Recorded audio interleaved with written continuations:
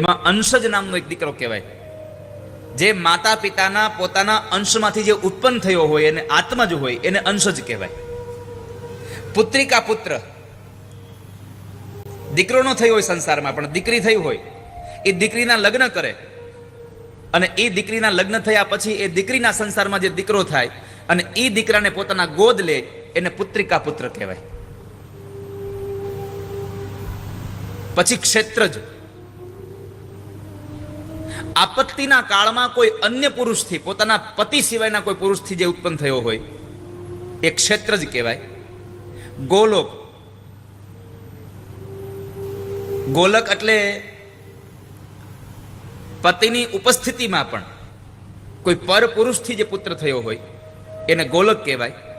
કુંડ પુત્ર, પરણતી વખતે સગર્ભા હોય અને પછી એને જે સંતાન થાય એને કુંડ પુત્ર કહેવાય.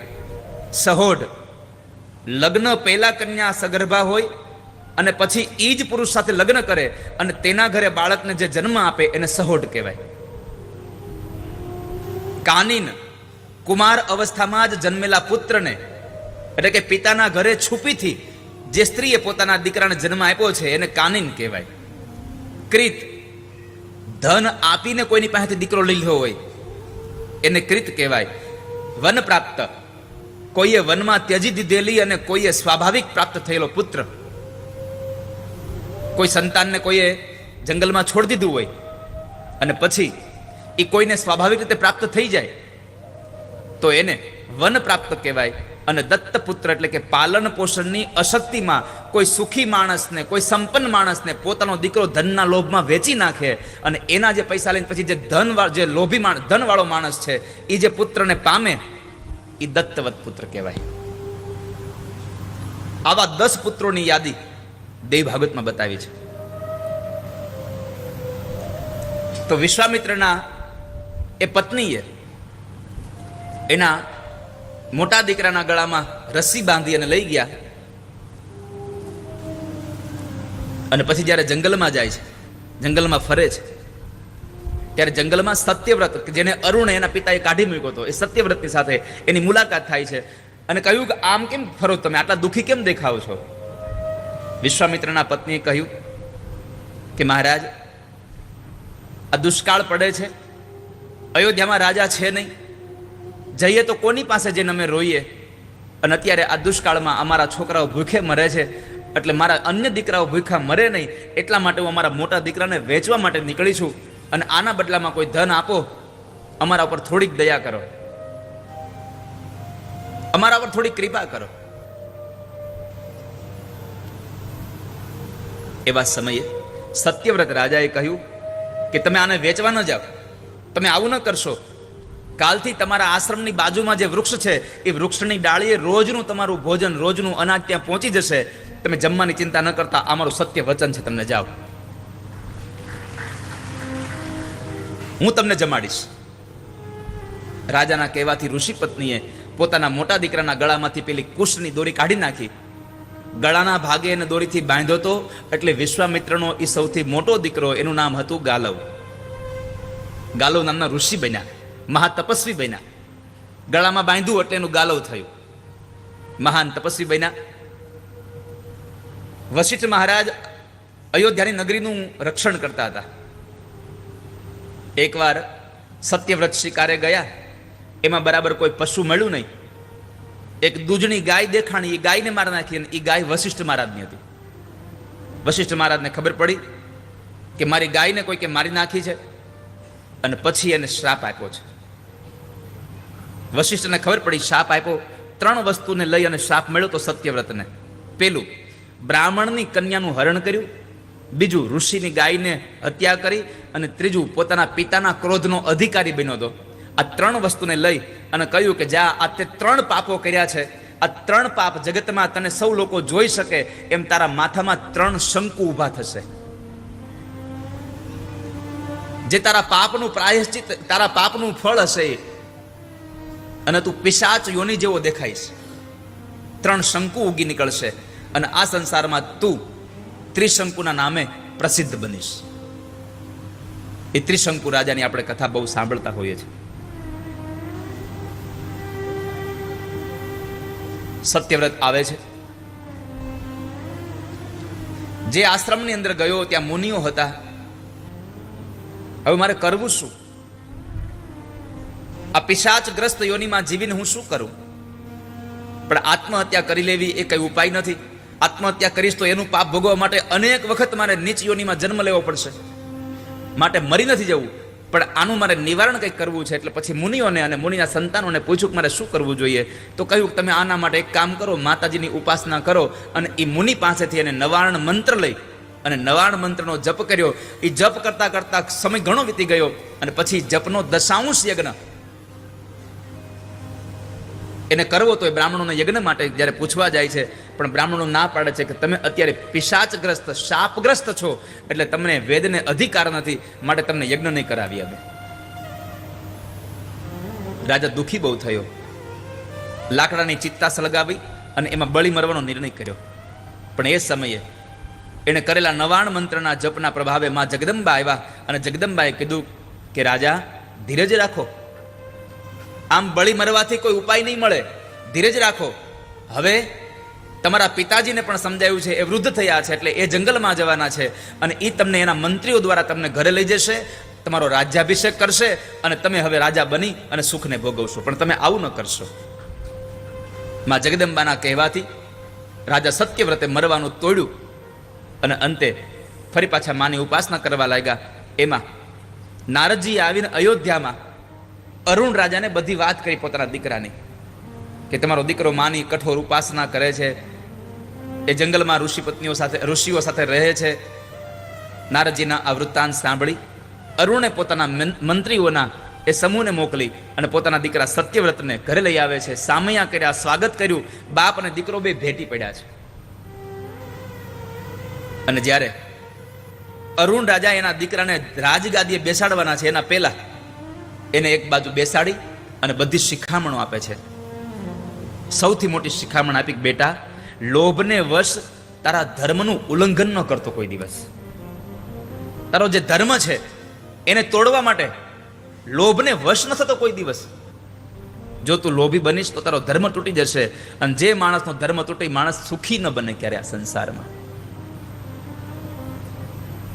તારા ધર્મનું ઉલ્લંઘન ન કરતો. બીજું, દેવતાઓ સ્વરૂપ આ પૃથ્વીના જે બ્રાહ્મણો છે એનું પ્રયત્નપૂર્વક સન્માન કરજે, એને આદર માન આપજે, ત્યારે હેરાન ન કરતો એને. સત્યવ્રતને અનેક વાતો બતાવી. સ્ત્રીઓની રક્ષા કરજે, ભૂખાને ભોજન આપજે.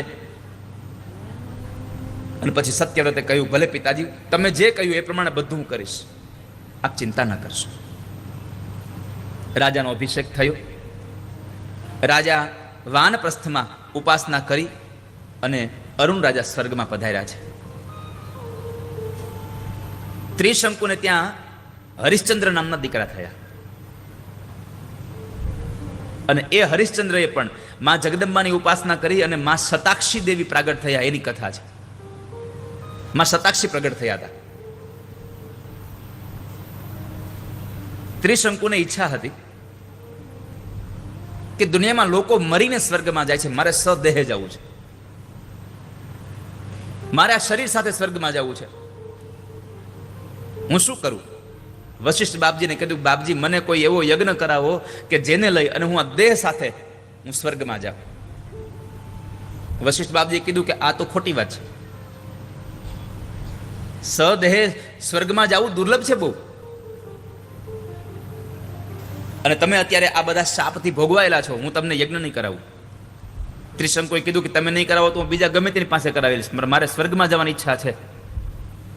વશિષ્ઠને ક્રોધ આવ્યો, ફરી પાછો શાપ આપ્યો કે તું મારી આજ્ઞાનું અને મારું અપમાન કરી રહ્યો છે, માટે હું શાપ આપું છું, જા તું ચાંડાલ બનીશ. ચાંડાલ બનવાનો શાપ આપતાની સાથે તત્ર તેન શરીરેણ બભુવ સ્વપચાકૃતિ કુંડલેશ્મમયેવાપી જાતે તસ્ય ચ તત્. અને એ જ સમયે ત્રિશંકુ રાજાનું શરીર ચાંડાલ જેવું થઈ ગયું. જે પોતાના કાનમાં જે કુંડળ પહેર્યા હતા એ બધા પથ્થર થઈ ગયા. જે પિતાંબર કર્યું હતું એ પિતાંબર પણ કૃષ્ણ વર્ણનું એટલે કે કાળા રંગનું બની ગયું. સુગંધિત ચંદન જે લગાડેલું હતું એ બધું દુર્ગંધ વાળું થઈ ગયું. રાજા ચાંડાલ યોનીને પામ્યો છે. આ શું કામ થયું? તો કહે છે કે જે વશિષ્ઠ મુનિ માં જગદંબાની આરાધનામાં તત્પર રહેતા હતા એવાનું અપમાન કર્યું એટલા માટે. માના ભક્તનું, જગદંબાના ભક્તનું અપમાન કર્યું એટલે આ શ્રાપ મળ્યો. અને વશિષ્ઠ મુનિ સદૈવને માટે ગાયત્રી મંત્રમાં તત્પર રહેતા હતા. સતત ગાયત્રી મંત્રનો જપ કર્યા કરે, સતત માની ઉપાસના કર્યા કરે, સતત શક્તિની આરાધના કર્યા કરે. તો એ શક્તિના આરાધના કરવા વાળા ભક્તનું અપમાન થયું એટલે શાપ મળ્યો, તું ચાંડાલ બનીશ. અને ચાંડાલ બની પણ ગયો. આ કથા આપણને સમજાવે છે આ દુનિયામાં જેટલા લોકો ભગવાનની ભક્તિ કરતા હોય એનો કોઈ દી અપરાધ કરવો નહીં. ક્યારેય અપરાધ ન કરશો. એની પૂજા ન કરો તો કાંઈ નહીં, પણ એનો અપરાધ તો કોઈ દિવસ ન કરશો. જેણે જેણે આ સંસારમાં ભગવાનના ભક્તોની અવહેલન કરી છે, જેને પણ ભગવાનના ભક્તોની નિંદા કુટલી કરી છે, એને આવા જ ફળ મળ્યું છે.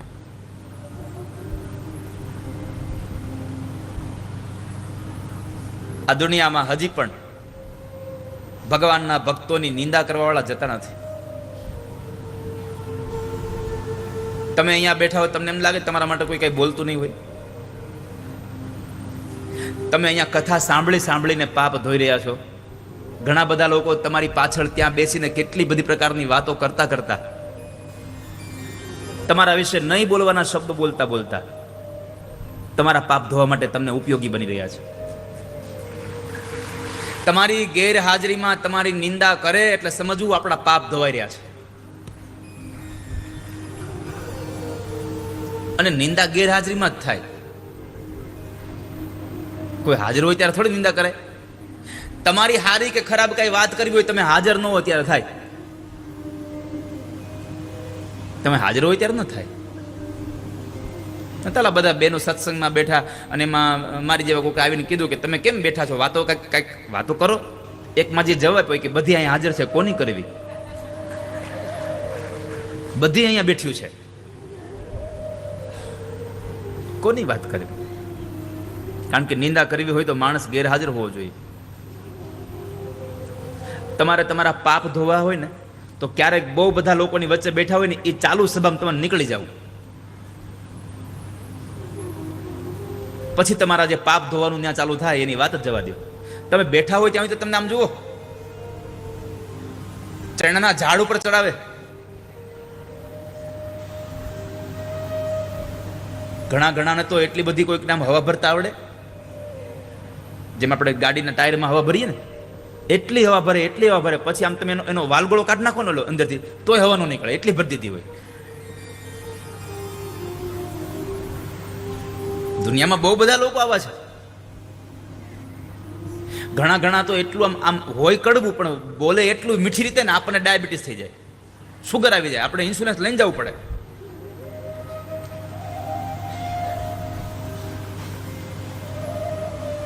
પણ અહીંયા મારે તમને મૂળ સંદેશ આપવો છે કે જે ભગવાનની ભક્તિ કરે છે, જે માની ઉપાસના કરે છે, એવા ભગવાનના ભક્તોની એટલે કે ધાર્મિક માણસની કોઈ દી નિંદા ન કરવી. ક્યારે સંસારમાં પાપ ન કરશો.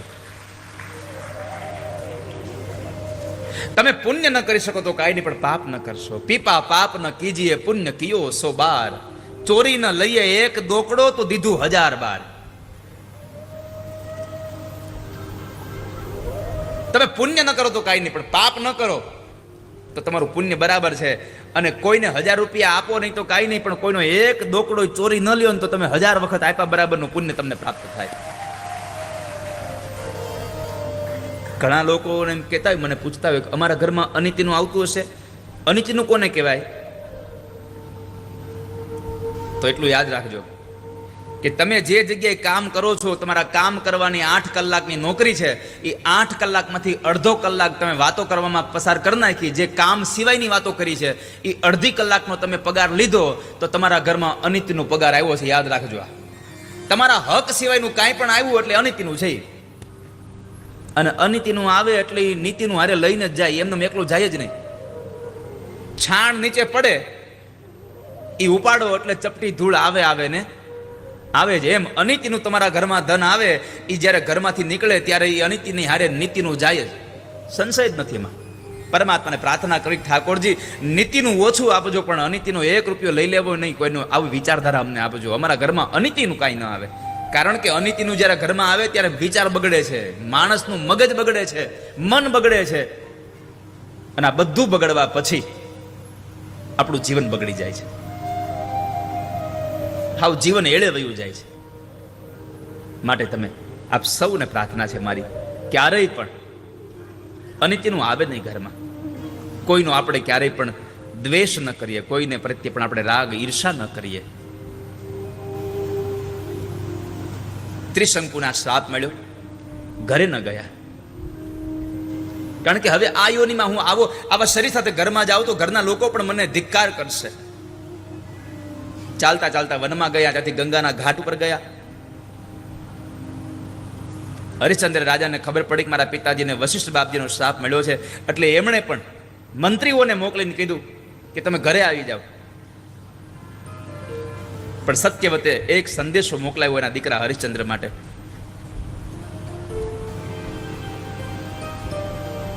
કે મેં આ બધું જે કર્મ કર્યું છે એમાં મને એટલી ખબર પડી છે કે હરિશ્ચંદ્ર રાજાને તમે જઈને એટલું કહેજો કે અનેક વિધ રીતે યજ્ઞો કરી અને બ્રાહ્મણોની પૂજા કરે. બીજું, દેવતાઓની પૂજા કરતા કરતા પણ માણસ સદાયના માટે સાવધાન થઈને જીવવો જોઈએ. પુણ્ય કર્યું હોય પછી એમ ન માનવું જોઈએ કે આપણે તો પુણ્ય કર્યું હતું ને ભલે ને એકાદું પાપ થઈ ગયું, શું થઈ ગયું. પુણ્ય કર્યું હશે એનું ફળ તમને પુણ્ય જ મળશે, અને પાપ કર્યું હશે એનું ફળ તમને પાપ જ મળશે. એમાં જરાય સંશય નથી. નકર ઘણા લોકો તો એવો હિસાબ માંડે કે મેં આજે 50 રૂપિયાનું પુણ્ય કર્યું છે, 25 રૂપિયાનું પાપ કર્યું છે, એટલે 50 રૂપિયાના પુણ્યમાંથી 25 રૂપિયાનું પાપ વયું જાય તોય મારું 25 રૂપિયાનું પુણ્ય ઊભું રહેશે. એટલું યાદ રાખજો, ભગવાનના દરબારમાં ખાલી સરવાળાની અને બરાબરની જ નિશાની છે, બાદ બાકીની નિશાની છે જ નહીં. બે બાજુ ઊભું રાખ્યું છે. એક બાજુ પુણ્યનો હિસાબ થઈ રહ્યો છે, એક બાજુ તમારા પાપનો હિસાબ થઈ રહ્યો છે. જેનું જેટલું ફળ એટલું તમને મળવાનું. એટલે બે વસ્તુ કરતા યાદ રાખજો કે પુણ્યમાંથી ક્યારેય પણ તમારું પાપ ધોવાઈ જાય ને પુણ્ય જ ઊભું રહે, આવું છે નહીં ક્યાંય. માટે કર્મ કરતા પહેલા સાવધાન રહીએ.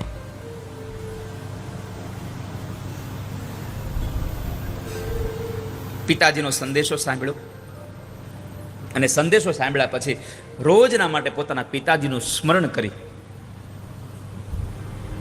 અને પોતે જીવન જીવે છે.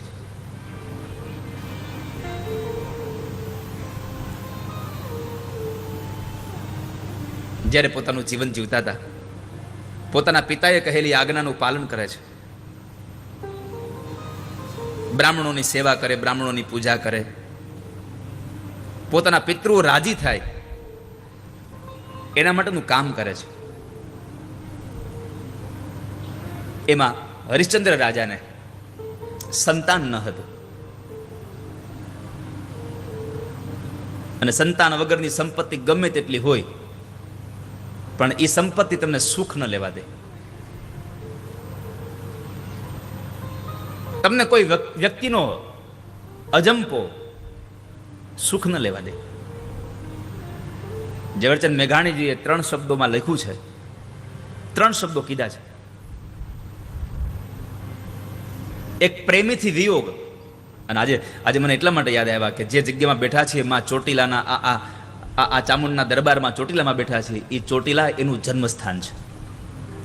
ઝવેરચંદ મેઘાણીજીનું જન્મસ્થાન છે. અહીંયા કદાચ હું માનું ત્યાં સુધી મને સંદેશો મળ્યો ત્યાં સુધી કે અહીંયા એક સરસ મજાનું મ્યુઝિયમ બનાવ્યું છે. એમની સ્મૃતિમાં સરકારે સરસ મજાનું મ્યુઝિયમ બનાવ્યું છે. એનું જે જન્મસ્થાન છે એને પણ રિનોવેશન કર્યું છે, કે જેને આટલી સરસ મજાની આપણને કથાઓ, આટલી મોટી ગાથાઓ આપી છે. ખાલી ઘરમાં બેસીને લખી નાખ્યું એમ નહીં, એક એક પ્રદેશમાં ફરી ફરીને એ માણસે અનુભવી અને આપણને સારી સારી વાતો આપી છે. સૌરાષ્ટ્રની રસધાર, એના ગ્રંથને વાંચો ક્યારેક. કેવા કેવા દાખલાઓ જે આપણે આપણા મગજમાં બેહે નહીં એવી વાતો એને હકીકતની ઘટનાઓ લખી છે.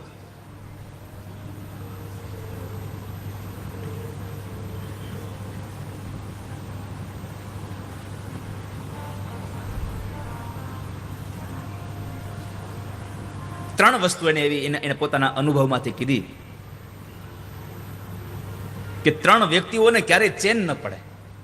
એક, પોતાના પ્રેમી હોય એના માણસથી જ્યારે જુદો પડેલો માણસ, પ્રેમીના વિયોગમાં જે માણસ હોય એને ચેન ન પડે ક્યારે. બીજું, જેની માથે લેણું બહુ થઈ ગયું હોય, કરજ બહુ થઈ ગયું હોય એને ચેન ન પડે ક્યારે. અને એક ત્રીજું, જેના મનમાં વેર જાગ્યું હોય કોઈના પ્રત્યે એને કોઈ દી ચેન ન પડે આ સંસારમાં. આ ત્રણ વ્યક્તિઓને ચેન ન પડે. ન રાત્રે નિંદ્રા આવે, ન દિવસે ભૂખ લાગે, ન કોઈ કામ સૂજે. આ ત્રણ વ્યક્તિ.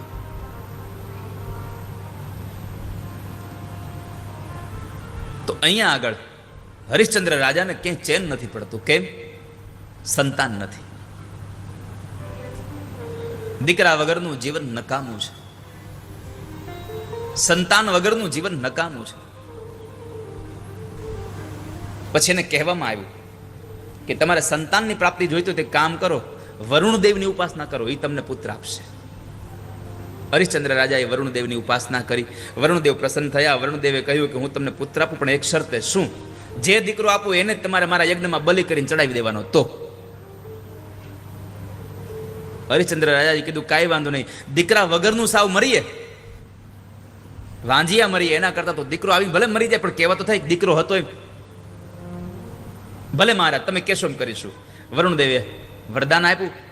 સમયાંતરે એને ત્યાં દીકરો થયો અને એ દીકરાના જ્યારે જન્મ થયો એટલે તરત વરુણદેવ બ્રાહ્મણના રૂપમાં આવી અને હરિશ્ચંદ્ર રાજાને કીધું કે તમે મારું ઈચ્છિત સંપન્ન કરો, મેં તમને દીકરો આપ્યો.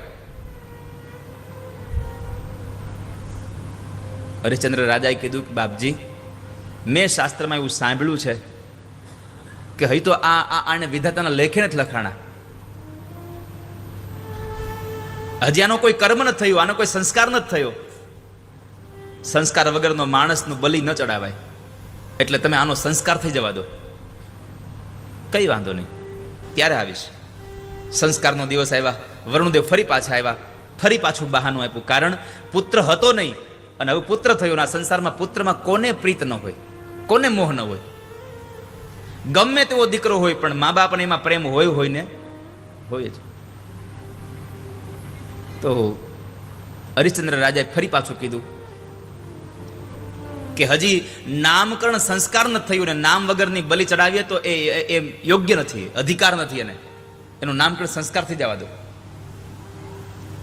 નામકરણ સંસ્કાર સુધીની મુદત આપી. વળી પાછા એ સમયે એ જ દિવસે આવ્યા, ઉત્સવ ઉજવાતો હતો. તો આણે વળી પાછું કીધું હરિશ્ચંદ્ર રાજાએ કે બાપજી તમે આવ્યા છો ને તમે તો બધા જ વેદના જ્ઞાતા છો, તમને બધું જ્ઞાનની ખબર છે, પણ આ યજ્ઞમાં બલિદાન દેવા માટે આને હજી દાંત નથી આવ્યા. દાંત વગરના પશુની બલિ ન હોય કોઈ દિવસ. આમને આમ વાયદાઓ આપ્યા કરે છે.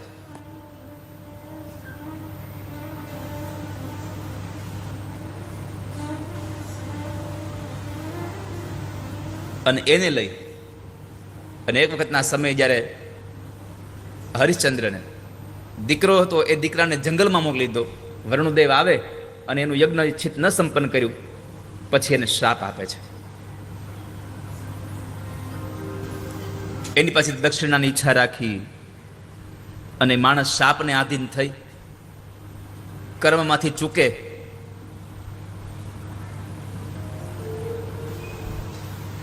અને એવો એને છેતરવામાં આવ્યો. એની સાથે કપટ થયું રાજા સાથે કે રાજ્ય બધું દાનમાં લઈ લીધા પછી દક્ષિણા બાકી રહી. રાજ્ય દાનમાં લઈ લીધા પછી દક્ષિણા બાકી રહી. કારણ કે દાન અને દક્ષિણા બે અલગ છે. એટલે તમે જુઓ, બેનું 11 રહે, પછી દ્વાદશના દિવસે, 12ના દિવસે, અથવા તો આપણા ઘરે કોઈ એવું કામ હોય એના પછીના દિવસે આપણે કોઈ બ્રાહ્મણના અથવા તો મંદિરમાં જઈ અને આપણે સીધું આપીએ, એને દાન કહેવાય. પણ એના પછી દાન આપ્યા પછી 11 રૂપિયા પણ આપણે આપીએ ને એ દક્ષિણા કહેવાય. માટે દાન, તમારા ઘરે કોઈ બ્રાહ્મણ જમે, કોઈ સંતો જમે, ત્યારે એને જમાડ્યા પછી અવશ્ય ભલે તમે ₹1 જ આપો, પણ ₹1 પણ તમારે દક્ષિણા એને આપ્યા વગર જમ્યા પછી જવા ન દેવા જોઈએ ક્યારે. સંતો ભોજન કરવા બેસે તો એને પણ આપવા, બ્રાહ્મણો ભોજન કરે તો એને દક્ષિણા આપવા. આપણી જે પણ ક્ષિતિ છે, આપણા પણ ભગવાને જે સ્થિતિ આપણને આપી છે એ પ્રમાણે પણ આપ્યા વગર કોઈ દિવસ જવા ન દેવા ક્યારે. દાન પછી દક્ષિણાનો મહિમા બહુ છે.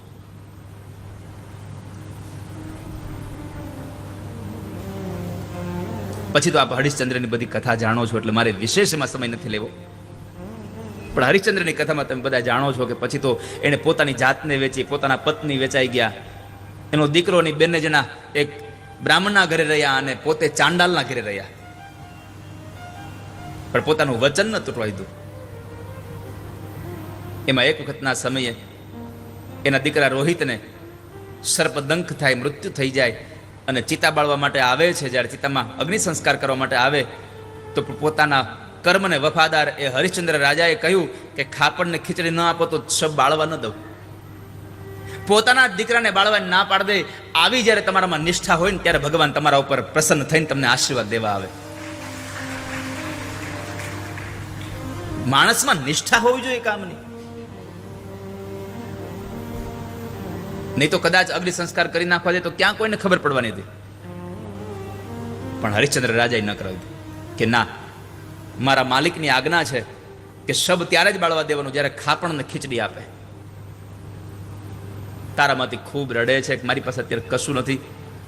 અને પછી બંને જણાએ ભેગા થઈને એને ચિતા ઉપર જ્યારે સુવાડે છે, પોતાની સાડીમાંથી એક ખાપણ કરીને મૂકીને જ્યારે ચિતા ઉપર સળગાવવા જાય છે, એ સમયે માં જગદંબાની ઉપાસના કરે છે, માં શતાક્ષી દેવીની આરાધના કરી. અને એવા સમયે બધા દેવતાઓ ત્યાં પાસે આવ્યા છે. અને પછી માં જગદંબા પ્રગટ થયા અને જગદંબાએ માએ હરિશ્ચંદ્ર રાજાને આશીર્વાદ આપી અને એના દીકરા રોહિતને સજીવન કર્યો. રોહિતને સજીવન કરી અને આશીર્વાદ આપ્યા. જન્મે જે પ્રશ્ન કર્યો કે બાપજી, આ દેવી જે પ્રગટ થયા એનું નામ શતાક્ષી કેમ થયું? એ દેવીનું નામ શતાક્ષી કેમ થયું? શતાક્ષીનો એક અર્થ છે 100 આંખો. દુર્ગમ નામનો દૈત્ય હતો અને એમણે ઉપાસના એવી કરી માતાજીની, અને ઉપાસનામાં એણે એક વરદાન માંગ્યું કે બધા જ વેદો, બધા જ શાસ્ત્ર, બધા જ મંત્રો મારે આધીન થઈ જાય એવું કરો. એવું માંગ્યું એટલે આપવું પડે. આપ્યું, અને એ આપતાની સાથે જ બ્રાહ્મણો જ્યાં પણ હતા એની પાસેથી, બધા પાસેથી પોતાના વેદના મંત્રો, બધી ક્રિયાઓ, બધું જ આ દુર્ગમ પાસે વહી ગયું. બ્રાહ્મણો નિસ્તેજ થઈ ગયા. સાહેબ, બ્રાહ્મણો વેદ ભૂલી ગયા. દેવતાઓ દુર્બળ બની ગયા. કેમ? કારણ કે બ્રાહ્મણો વેદ મંત્રો દ્વારા યજ્ઞ ન કરાવે તો એ યજ્ઞ વગર દેવતાઓને ક્યારેય પણ પુષ્ટિ મળતી નથી, એને વર્ધન મળતું નથી. આ યજ્ઞ કરી એનાથી દેવતાઓ રાજી થાય છે, અને રાજી થાય એટલે પછી આપણા પર બધું મોકલાવે છે. વાયુ મોકલે, વરસાદ મોકલે, પ્રકાશ મોકલે. આ બધું દેવતાઓ ચલાવી રહ્યા છે. તો આ તો દુર્ગમ નામના દૈત્યએ બધા વેદ લઈ લીધા, બ્રાહ્મણો વેદનો ભૂલી ગયા, યજ્ઞ કર્મ બંધ થઈ ગયું એટલે દેવતાઓ દુર્બળ બની ગયા. અને એ દુર્બળ બનેલા દેવતાઓએ માં પરાંબાની, જગદંબાની સ્તુતિ કરી છે. નેતિ નેતિ વાક્યેર્યા બોધ્યતે સકલાગમૈઃ તાં સર્વકારણાં દેવીં સર્વભાવેન સન્નતા. સર્વભાવેન સન્નતા. સંપૂર્ણ આગમ શાસ્ત્ર નેતિ નેતિ આ વચનોથી જેમનું જ્ઞાન કરાવે છે એવા સર્વ કારણ સ્વરૂપિણી હે મા જગદંબા ભગવતી, અમે તમારા શરણાગત છીએ, અમે તમારા શરણે આવ્યા છીએ, તમે અમને ઉગારો. બ્રાહ્મણોની સ્તુતિથી માં પ્રસન્ન થયા. દેવ અને બ્રાહ્મણોને માતાજીએ સાંત્વના આપી અને કહ્યું કે તમે ચિંતા ન કરો, હવે એ દુર્ગમ પાસેથી એ બધા વેદોને લઈ આવવાનું કામ મારું છે. પછી માતાજીએ દુર્ગમ નામના દૈત્ય સાથે યુદ્ધ કરવા ગયા છે. બ્રાહ્મણો અને દેવો માં જગદંબાની સ્તુતિ વંદના કરે છે. માએ હાથમાં શાક, સ્વાદિષ્ટ ફળ, ફૂલ પ્રદાન કર્યા. જમવા માટે નાનાવિધ અન્ન, કામ્યક રસોથી ભરેલા પદાર્થો ભોજન માટે માં જગદંબાને આપ્યા. એટલે એ માનું નામ થયું શાકંભરી. માએ શાકનું ભોજન કર્યું એટલે શાકંભરી નામ થયું માનું. પછી માતાજી દુર્ગમ દૈત્ય સાથે યુદ્ધ કરવા ગયા. અનેક શસ્ત્રોથી ભીષણ યુદ્ધ થયું અને એ ભીષણ યુદ્ધમાં માતાજીના શરીરમાંથી અત્યંત ઉગ્ર એવી શક્તિઓ બહાર પ્રગટ થઈ ગઈ છે. કેટલી શક્તિઓ? કાલિકા તારિણી બાલા ત્રિપુરા ભૈરવી રમા બગલા ચૈવ માતંગી તથા ત્રિપુર સુંદરી કામાક્ષી તુલજા દેવી જંભિની મોહિની તથા છિન્નમસ્તા ગૃહ્ય કાલી દશ સાહસ્ત્ર બાહુકા. શાકંભરીના એ શરીરમાંથી 10 માતાજીઓ પ્રગટ થયા દુર્ગમના મારવા માટે. કાલિકા તારિણી બાલા ત્રિપુરા ભૈરવી રમા બગલા માતંગી ત્રિપુર સુંદરી કામાક્ષી તુલજા જંભિની મોહિની છિન્નમસ્તા ગુહ્ય કાલી. આ 10,000 હાથવાળી દેવીઓ ત્યાંથી ઊભા થયા. પછી એ દેવીઓના 16 હાથ બન્યા. ત્યાર પછી એના 32 હાથો હતા. એમાં એક 64 અનંત દેવીઓ બની છે અને એ બધી દેવીઓના હાથમાં અસ્ત્ર અને શસ્ત્ર ધારણ કર્યા છે. 64 દેવીઓનું પ્રાગટ્ય થયું, જેને આપણે તમે 64 જોગણી કહીને બોલાવો છો. એ 64 દેવીઓનું પ્રાગટ્ય થયું. આ બધી દેવીઓ 10,000 હાથવાળી. પેલા 16 દેવી ઉત્પન્ન થઈ, પછી એમાંથી 32 થયા, 32 માંથી 64 બન્યા અને બધાના હાથમાં અસ્ત્ર શસ્ત્રો છે. દુર્ગમ દૈત્ય સાથે યુદ્ધ થયું માતાજીનું. આટલા વિકરાળ સ્વરૂપને ધારણ કર્યા પછી પણ દુર્ગમ નામના એક દૈત્યને મારવા માટે માતાજીને 10 દિવસ યુદ્ધ કરવું પડ્યું હતું. 10 દિવસના યુદ્ધમાં દુર્ગમ દૈત્યની અક્ષોહિણી સેનાઓનો નાશ કર્યો માતાજીએ. અને પછી પોતે જ્યારે માતાજીની સામે લડવા માટે આવ્યો છે, માતાજીને 5 મુખવાળું બાણ માર્યું. માતાજીએ 5 મુખવાળું એક બાણ માર્યું.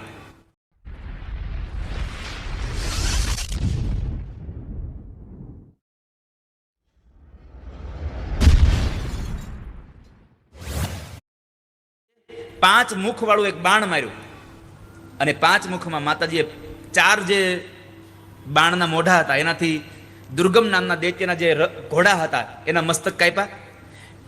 એક જે બાણ વધ્યું એનાથી એના સારથીને માર્યો. પછી માતાજીએ 2 બાણ ફરી પાછા માર્યા. પેલા દુર્ગમના નેત્ર વીંધી નાખ્યા, 2 બાણથી હાથ કાપી નાખ્યા, 1 બાણથી એની ધ્વજા કાપી નાખી.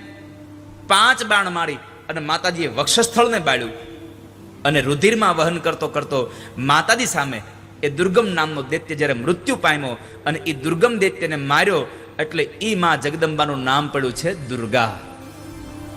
દુર્ગાનું પ્રાગટ્ય થયુંનું કારણ દુર્ગમ નામના દૈત્યને માર્યો છે. દુર્ગમા સુરહંત્રિત્વાદ દુર્ગેતિ મમ નામયઃ ગૃહણાતિ ચક્ષસાક્ષીતિ માયં ભિત્વા વ્રજત્યસૌ. અને એ જ દુર્ગા, એ જ શતાક્ષી દેવી તરીકે આ સંસારમાં પૂજાતા થયા. અને પછી શક્તિપીઠોની સ્થાપનાની કથા છે. હિમાલયને ત્યાં માં જગદંબા પાર્વતીનું પ્રાગટ્ય થાય એની કથા છે. અનેક એવી કથાઓ દુર્ગમ નામના દૈત્યને માર્યો. માં શતાક્ષી બન્યા, માં દુર્ગા બન્યા. પછી વ્યાસજીએ રાજા જન્મે જઈને માં જગદંબાના શરીરોમાંથી એના ટુકડા જ્યાં જ્યાં પડ્યા ત્યાં ત્યાં માં જગદંબાના એ શક્તિપીઠોની સ્થાપના થઈ એની કથા કરે છે.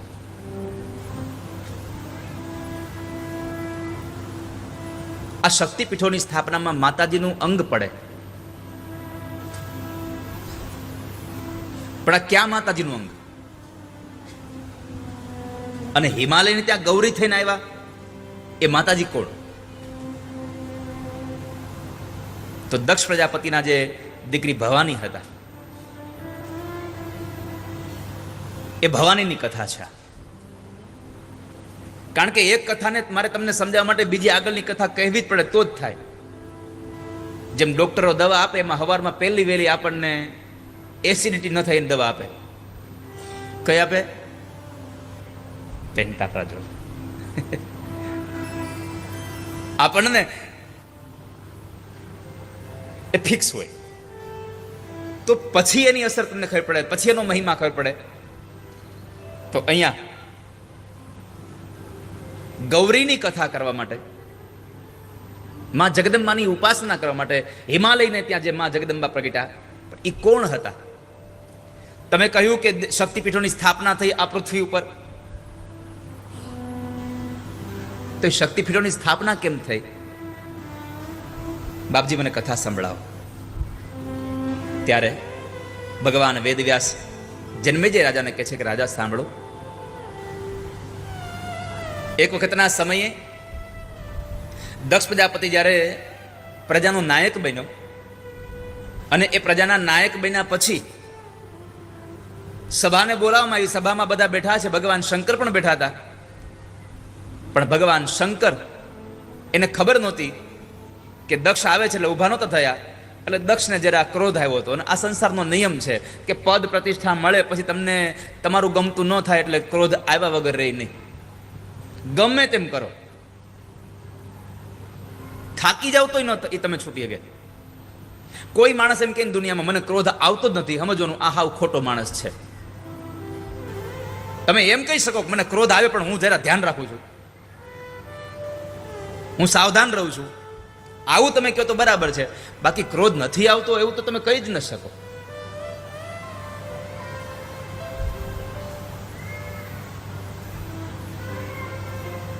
દક્ષ પ્રજાપતિને ક્રોધ આવ્યો.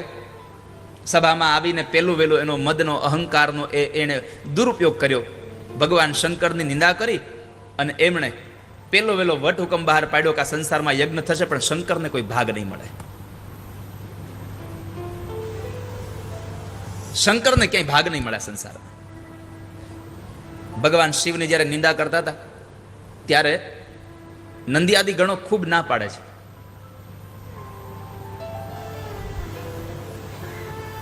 ખૂબ સમજાવે છે પણ સમજ્યા નહીં. સામસામા શ્રાપ દેવાયા છે. એમાં નંદીએ શ્રાપ આપ્યો કે તું મેં કરે છે ને તો મેં કરવા વાળા બકડાના મોઢા વાળો બનીશ જા.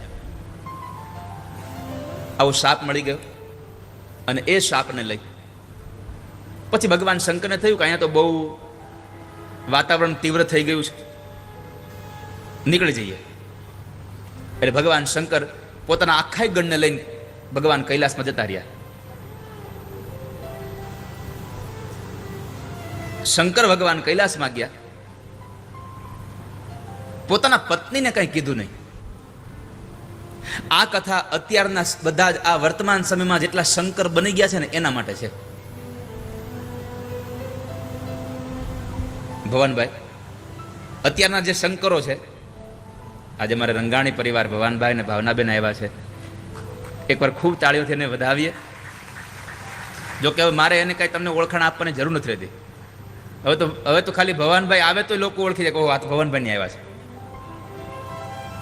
કારણ કે તથાસ્તુ વિદ્યાપીઠમાં પહેલી વહેલી મોટી આહુતિ અમારા ભાવનાબેનની હતી કે જેમણે તથાસ્તુ વિદ્યાપીઠની જમીન લઈ દેવા માટે સંકલ્પ એમની ઇટાળીની કથામાંથી અમારે કરેલો એમણે.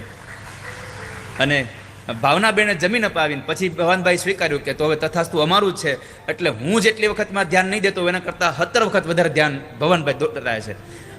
આર્કિટેક્ટો સાથે કોઈ પણ સાથે કાંઈ પણ તમારી ભાષામાં માથાકૂટ કરવાની થાય ને તો એ પોતે માથું કૂટતા હોય બધા. રાજુભાઈ, એટલો સહયોગો ભવાનભાઈનો. મને ન ખબર હોય એવી બધી બાબત જે કન્સ્ટ્રક્શન ઊભું થાય એમાં બધી જ બાબતનું ધ્યાન એ પોતે રાખતા હોય કે ક્યાં કેટલા ફૂટનું બાંધકામ થશે, કેટલું વેસ્ટ જશે, કેમ કરીને અમારો 1 રૂપિયો બચે, એને જો ચિંતા કોઈ કરતું હોય તો મારા ભવાનભાઈ છે. અને આ પરિવારે પણ પોતાના ઘરે 2 વખત ભાગવતજીની કથા કરી. જ્યાં જ્યાં પણ કથાઓ થતી હોય જ્યાં જ્યાં સુધી પહોંચી શકાય. તમે નહીં માનો ભવાનભાઈ, હું આજે આવતો હતો ને ત્યારે મારે મૌન હતું એટલે હું વિચારતો હતો કે આજે 8મો દિવસ થઈ ગયો, હજી ભવનાનભાઈની કોઈ આવ્યા નથી. મેં કીધું આ છોકરાઓ ક્યાંક ફોન કરવા ભૂલી નથી ગયા ને, ત્યાં તમારો ફોન બરાબર વલો કાકાના ફોનમાં લાગ્યો. બોલો, મેં કીધું મારી વાત પહોંચી ગઈ ત્યાં. મારે મોન હતું એટલે હું કહી ન શક્યો એને કાંઈ, પણ હું વિચારતો હતો કે હું ઉતારા જઈને પછી છોકરાને લખી દઈશ કે તમે ભવનભાઈને યાદી આપી છે કે નથી આપી એમ. તો વલ્લભ કાકા વાત કરતા તમારે યાર મને ખબર નહીં, પછી એને કીધું ભગવાનભાઈનો ફોન હતો. મનમાં કીધું બરાબર, ચાલો આ સંદેશો ભગવાને માતાજી પહોંચાડી દીધો મારો.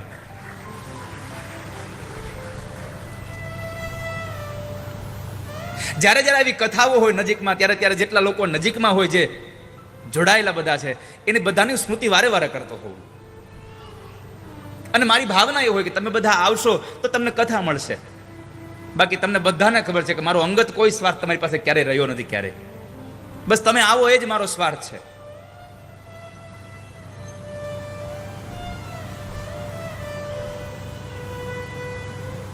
તો શંકર ભગવાને પોતાના સસરાના ઘરે અપમાન થયું, પણ પોતાના પત્નીને કાંઈ કીધું નહીં. આ સંદેશા સાથે મારે એટલું કેવું છે અત્યારના શંકર ભગવાનને બધાને, કે જે જમાઈ બની ચૂક્યા છે, જેને જે સિરીઝના સંબંધો લાગી ગયા છે, એને બધાને મારે એટલું કહેવું છે કે તમે ત્યાં જાઓ અને તમારી સરભરામાં થોડુંક કંઈક ઓછા વધતું રહે તો એનો ક્રોધ ઘરે આવીને પછી તમારે તમારા ઘરના ઉપર કાઢવો નહીં. કારણ કે એણે ફોન નહોતો કર્યો કે આને આસન આપતા નહીં, આને પાણી ઠંડુ આપતા નહીં, આવું એણે કાંઈ નહોતું કીધું. પોતાના પત્ની ઉપર એનો તમારે જરાય પણ ક્રોધ ઉતારવો નહીં. નહીં તો બને એવું આપણે એકબીજાનો ક્રોધ એકબીજા ઉપર ઉતારીએ.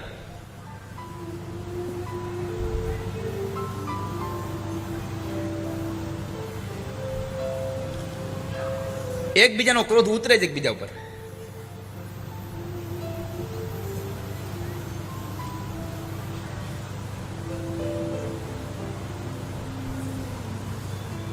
તો ભગવાન શંકરે કશું કીધું નહીં, એ તો કથા કરે છે. માં ભવાની કથા સાંભળે, ભગવાન શંકર કથા કરે, અને એમાં દેવતાઓ બરાબર વિમાન લઈને નીકળે. કેમ? દક્ષ પ્રજાપતિ યજ્ઞ રાખ્યો અને એ યજ્ઞમાં બધાને આમંત્રણ આપ્યું, પણ પોતે પોતાની દીકરીને જમાઈને આમંત્રણ નતું આપ્યું. ભગવાન શંકરનું અપમાન કરવા માટે આ દક્ષ યજ્ઞ કરે છે. એમાં બરાબર માં ભવાનીની નજર પડી એટલે ભવાનીએ પૂછ્યું, પ્રભુ આ દેવતાઓ બધા ક્યાં જાય છે? તમારા પિતાજીના ઘરે જાય છે. કેમ? તમારા પિતાજીને જ્યારે પ્રજાના નાયકનું બિરુદ મળ્યું અને સભા ભરી, એમાં હું બેઠો હતો, પણ મને ખબર નહીં કે તમારા પિતાજી આવતા હતા, એટલે મને ખબર નહોતી, એટલે હું તો ધ્યાન નહોતું, એટલે ઊભો ન થયો. એટલે એને એમ થયું કે મેં એનું અપમાન કર્યું છે, બાકી મેં એનું અપમાન કરવા માટે ઊભો નહોતો થયો, એવું કશું હતું જ નહીં. પણ એમને એવું લાગ્યું કે મેં અપમાન કર્યું છે, એટલે એને અપમાનનો બદલો લેવા યજ્ઞ કર્યો અને આપણને આમંત્રણ નથી આપ્યું. ભવાનીએ સહજતાથી કીધું કે ચાલો ને આપણે જઈએ, હું મારા પિતાજીને સમજાવી દઈશ, હું મારા બાપુજીને સમજાવી દઈશ. ભગવાને કીધું કે ના ભવાની, જ્યાં આદર અને સન્માન ન હોય, જ્યાં માન પ્રતિષ્ઠા ન જળવાતા હોય આપણા, જ્યાં આવકાર ન મળતો હોય, ત્યાં જવું ન જોઈએ. આવ નહીં, આદર નહીં, નહીં નૈનું માં ને, વો ઘર કબહુ ન જઈએ, ભલે કંચન વરસે મેઘ. સોનાનો વરસાદ થતો હોય એવાની ઘરે, પણ જો આપણા પ્રત્યે લાગણી ન હોય અને એની આંખોમાં આપણા પ્રત્યે પ્રેમ ન હોય તો એવાની ઘરે ક્યારે જાશો નહીં. તમે ન જવું જોઈએ ભવાની. ભગવાને કથા કહેવાનું પ્રારંભ કર્યો, છતાં ભવાનીનું મન નહોતું. પરમાત્મા સમજી ગયા હતા કે આને એના ઘરે જવું છે. ભગવાને ફરી એક વખત વાક્ય સંભળાવ્યું, ભવાની, દુનિયામાં અપમાન થાય ને જ્યાં, ત્યાં જવાય નહીં. અને એમાંય જ્યાં આપણા સગા સંબંધીઓ જ આપણું અપમાન કરવાના હોય ત્યાં તો કોઈ દી ન જવું. કારણ આ દુનિયામાં કોઈ પારકો માણસ તમારું અપમાન કરે તો એ હજી જીરવાઈ જાય છે, પણ તમારો પોતાનો જ માણસ જ્યારે તમારું અપમાન કરે ત્યારે તમે એને જીરવી નથી શકતા. તમને દુઃખ બહુ લાગે છે.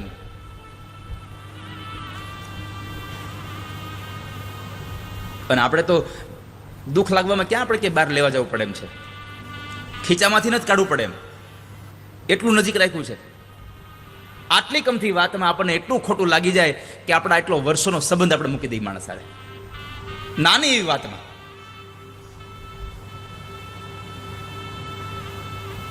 એને મારું કાંઈ ગણ્યું નહીં. અરે શું ન ગણ્યું?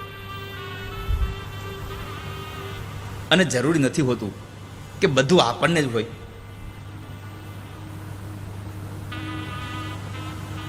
આટલું બધું તમે જ્યારે જેને લઈને બેઠા હો ત્યારે બધાની અપેક્ષા સંપન્ન ન કરી શકો ક્યારેક.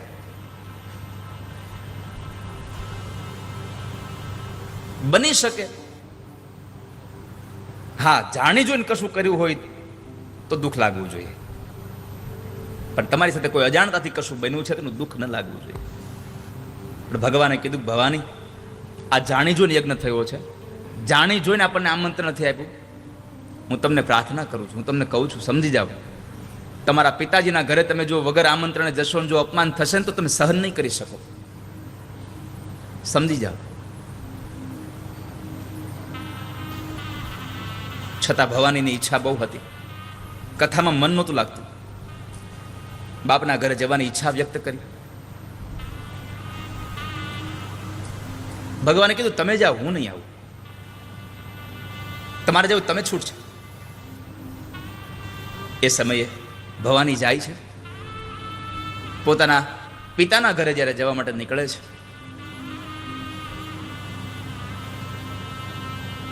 નંદી ઉપર સવાર થઈને ગયા ભવાની. બાપના ઘરે ગયા ને, યજ્ઞાદિ કર્મ ચાલે છે, બ્રાહ્મણો આહુતિ આપે છે વેદ મંત્રોથી, યજમાન બેઠો છે, ખૂબ સગા સંબંધીઓ દેવતાઓ બધા પોતાનો ભાગ લેવા માટે બેસી ગયા છે. ભવાની આવે છે, પણ દરવાજામાંથી નીકળ્યા તોય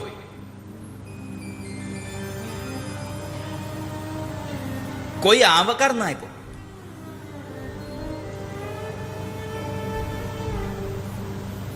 કોઈ એને બોલાવતું નથી.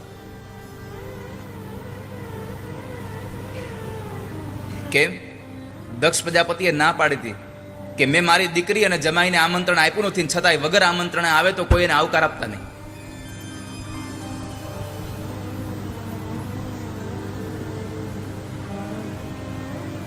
હજી ઘણા આવા દક્ષ જીવે છે, ઘણા દક્ષ જીવે છે. એની દીકરીઓ એટલે કે ભવાનીના બહેનો આ બધાને બોલવા દે તો શું વાંધો હતો, પણ પોતાના રાજ્યના એક માણસને એમ કહી દીધું કે કોઈ આવકાર ન આપતા. આપણે ઘણા વખત આવા બની જઈએ દક્ષ જેવા કે જેની હારે આપણે વાંધો હોય તો પછી બીજાને આપણે રોકીએ કે ભાઈ તમે એની હારે બોલશો તો અમે તમારે નહીં બોલીએ. શું કામ?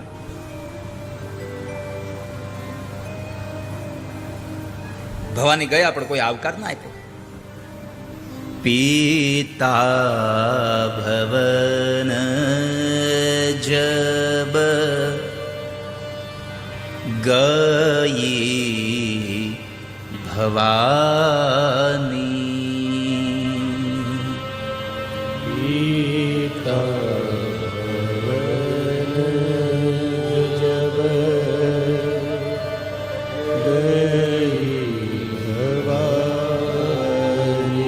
પિતા ભવન જબ ગઈ ભવાની દક્ષ કાહુ ન સન્માન. કોઈએ સન્માન ન કર્યું, પણ કોઈની સામું ન જોયું.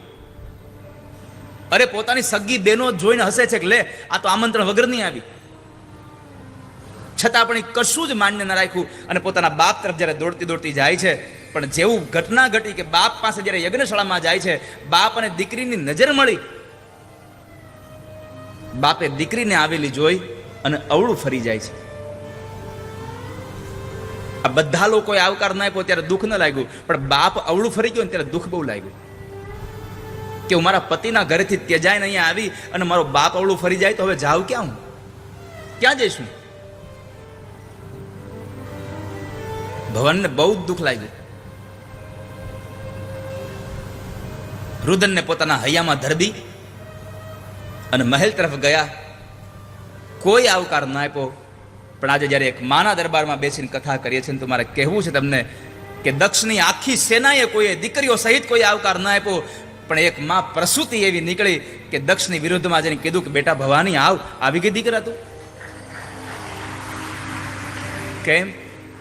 કેમ કે આ સંસારમાં બધા તમારાથી મોઢું ફેરવી શકે, એક જન્મ દેનારી માં તમારાથી મોઢું ન ફેરવી શકે ક્યારેય. દીકરો ગમે તેવો થાય, પણ કરુણા એ છે કે બધી સ્થિતિઓમાં માં તમારાથી મોઢું ન ફેરવે, પણ આપણે ક્યારેક સારી સ્થિતિમાં આવી જાય આપણે આપણા મા બાપથી મોઢું ફેરવી લઈએ છીએ. સંસારમાં સુખી થવું હોય ને યુવાનો, તો એક મંત્ર રાખજો, તમારા મા બાપને સુખી રાખો. આ દુનિયામાં કોઈ તાકાત એવી નથી જે તમને દુઃખી કરી શકે. તમારા મા બાપને તમે સુખી રાખો તો, જેના મા બાપના આશીર્વાદ જેના ઉપર છે,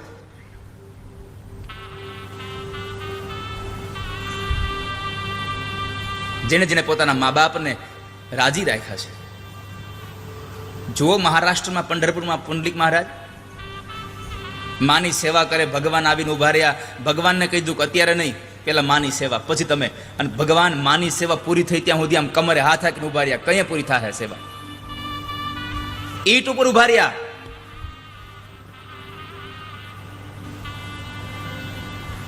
ઈટને વીંટ કહેવાય છે, એટલે પછી એમાંથી થયા વિઠ્ઠલ.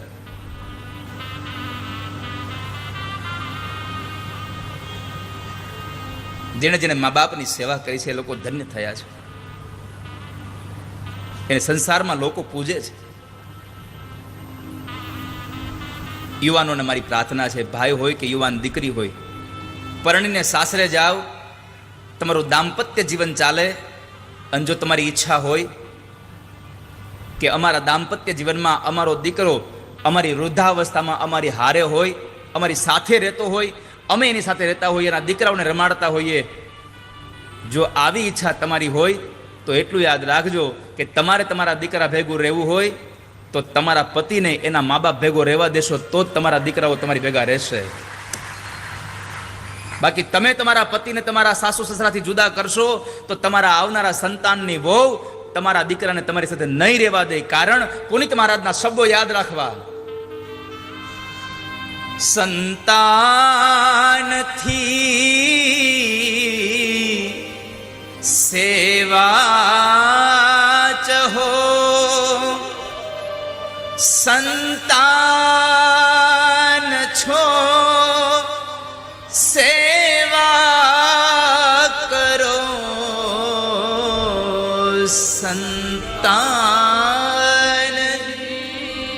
સેવા ચહો, સંતાન છો સેવા કરો, સંતાનથી સેવા ચહો, સંતાન છો સેવા કરો, થી સેવા ચહો, સંતાન છો સેવા કરો, સંતાન છો સેવા. આપણે બેઠા હોય તો આપણે પાકેટ ખોલીને એમાં હું નાખી દેવા, કાઢી નાખવા જેવું છે. એનો વજન લાગે છે. ખાલી 5-7 કાગળનો તમને વજન 15 દિવસમાં લાગે છે તો કલ્પના કરો જે માએ આપણને 9-9 મહિના પોતાના પેટમાં હાચવીને રાખ્યા છે ને વજન નહીં લાગ્યું હોય ક્યારે? એને શું ક્યારે દુઃખ વેઠવું જ નહીં હોય આપણા માટે? પ્રસૂતાની વેદનાએ અમુક સ્ત્રીઓના મનમાં વૈરાગ્ય લાવી દીધો છે કે આ પ્રસૂતાની વેદનાઓ થાય ને કરતા તો વૈરાગ્ય લઈ લો સારો.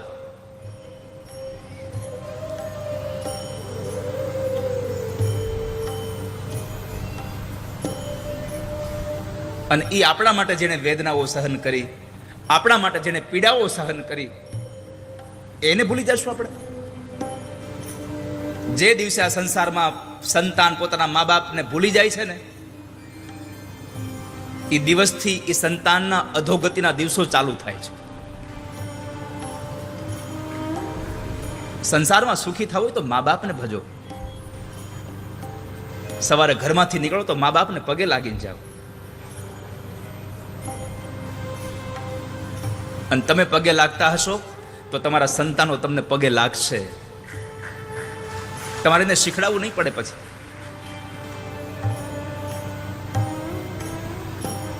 કારણ સંતાનો એટલે બીજું કઈ નથી, તમારું પ્રતિબિંબ છે. તમે જેવું કરો એવું કરી.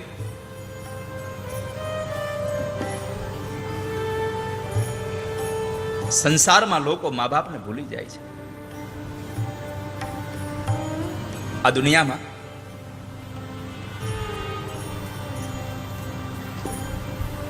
આપણા માટે મા બાપે જે કર્યું છે ને એ તમારા માટે કોઈ નહીં કરી શકે.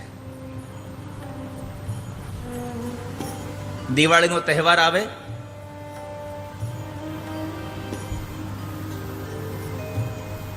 અને એ દિવાળીના તહેવારમાં તમારા માટે મીઠાઈ અને કપડાં આવે તો એમ ન સમજશો કે મારા બાપુજીનો પગાર આવ્યો. સમજો હવે મારા બાપનો પ્રેમ મારા માટે આવ્યો છે.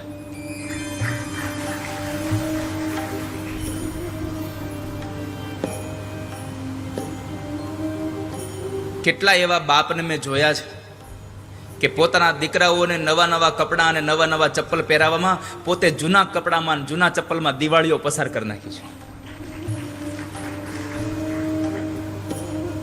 મારો દીકરો કેમ ખુશ રહે, મારું સંતાન કેમ ખુશ રહે.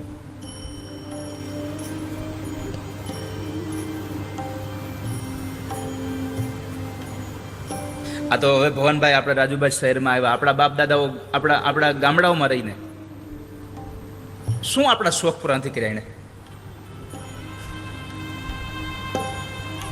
હું તો એક છાતી ઠોકીને ભરોસા સાથે કહું છું કે આ સંસારમાં જે છોકરો સુખી હોય ને એને સમજવું કે આ મારું સુખ નથી, મારા મા બાપે કરેલા પુણ્યની કમાણી હું ખાઈ રહ્યો છું. મારા મા બાપે ખેતરમાં વાવેલા પુણ્યનું આ લણી રહ્યો છું.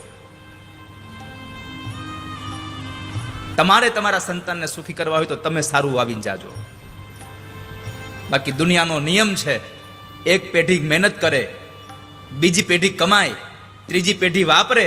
જો ત્રીજી પેઢીને વાપરતા ન આવડે તો ચોથી પેઢી પાછી ભૂખે મરે. આ દુનિયાનો નિયમ છે. તમારી સંપત્તિ, તમારો પૈસો તમને વાપરતા નહીં આવડે તો તમારી પેઢી દુખી થઈ જશે.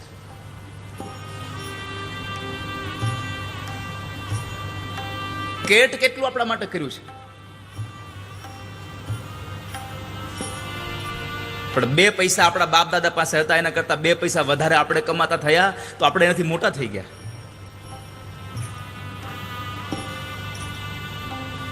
અલગ રહેવા વહી ગયા, અલગ જિંદગી જીવવા માંડ્યા. જે આનંદ તમને કુટુંબમાં મળશે, જે આનંદ તમને સંયુક્ત પરિવારમાં મળશે, એ 2 અમારા ને 1 અમારામાં નહીં મળે. યાદ રાખજો, 2 અમે અને અમારો 1 આમાં નહીં મળે. પરિવારમાં વડીલો હશે તો ઘરને તાળા નહીં મારવા પડે. ઘરમાં ખૂણામાં ખાટલો નાખીને ભલે એ લાકડીના ટેકા વગર ચાલી નથી શકે એમ છતાં આપણે ઘરે જઈને ત્યારે ખુલ્લું મૂકીને જાય છે કે મારા બા ઘરમાં છે, અમારા દાદા બેઠા જ ઘરમાં. નકર પોતાના શરીરથી ઊભા ન થઈ શકતા હોય પણ વડીલો હોય એ ઘર હજી એમને ભર્યા હોય છે. વડીલો વગરના ઘર સારા નથી લાગતા.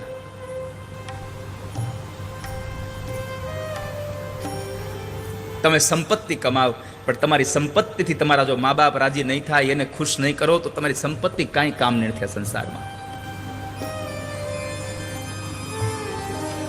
લાખો કમાતા હો ભલે પણ મા બાપ જે નાનો ઠર્યા.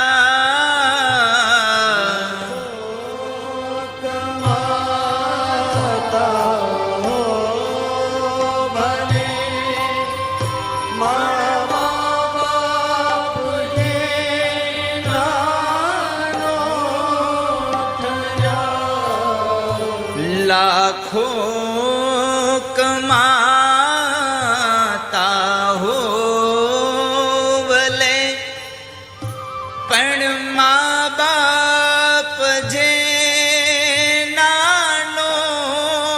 ઠર્યા